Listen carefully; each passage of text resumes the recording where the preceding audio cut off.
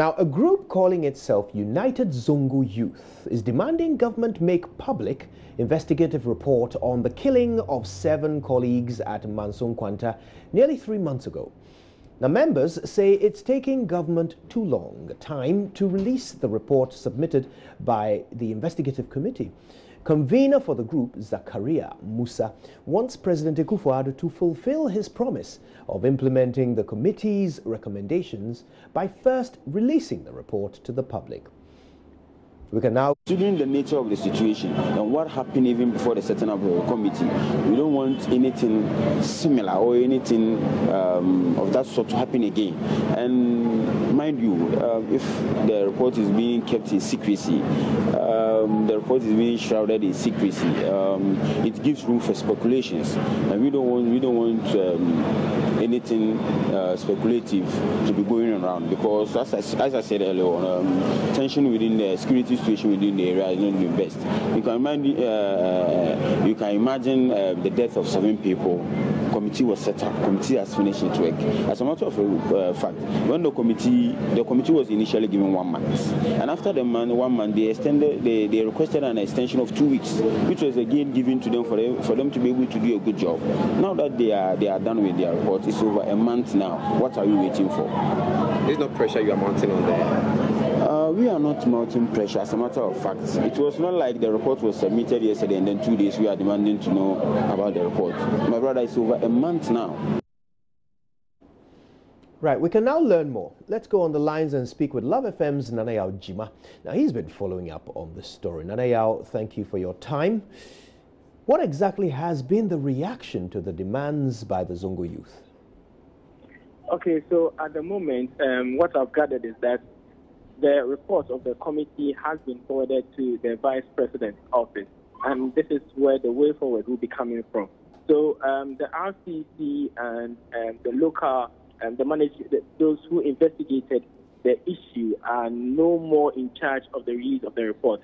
Now it's beyond them. So these people are calling for on the Vice President to release this report immediately, because they think the youth in the Zongos are getting impatient and they wouldn't want a repeat of what happened, and therefore they believe the government should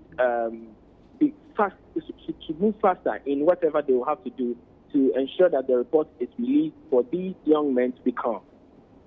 Right. Do we have any idea whether the investigative report by the committee has been presented? Well, we know it's been presented to the Vice President, but do we know whether they will be presenting it to the public at any point? For that, we cannot tell, because the last report, of which was the F1 shooting, the details of the report wasn't made public. But there was a committee established to ensure that whatever recommendation that the investigative committee brought is well implemented. But as to this one, what will happen hasn't been told to the public yet, and we don't know whether the findings of the committee will be made public. What is the situation in the community? Are people uneasy? Is there are there any signs of unrest? All right, so my little things that I've been gathering from the community is that the whole of the Zongo communities in the Ashanti region are expecting these young men to be exonerated, because they believe they didn't do anything wrong and they are not thieves, and therefore the police had no reason killing them.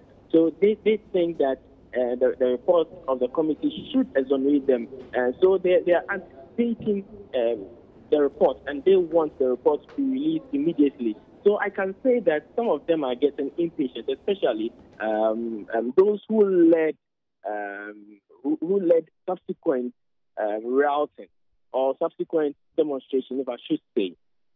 Now, the IGP didn't have a very good time when he attempted to visit them at the height of the unrest.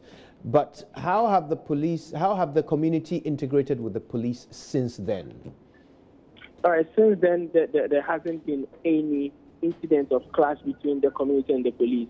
And the last time that these young men were being buried, I didn't see any policeman there. And I think that was a security arrangement that was put in place to ensure that they are only military men, so that these young men will not clash with the police. But since then, there haven't been any sort of misunderstanding between the community and the police. So I can report that it has been calm since this incident happened. The relationship between the police and the community have been very cordial. Nana Aljuma, thank you very much for that, and we'll keep on top of the matter as the days unfold.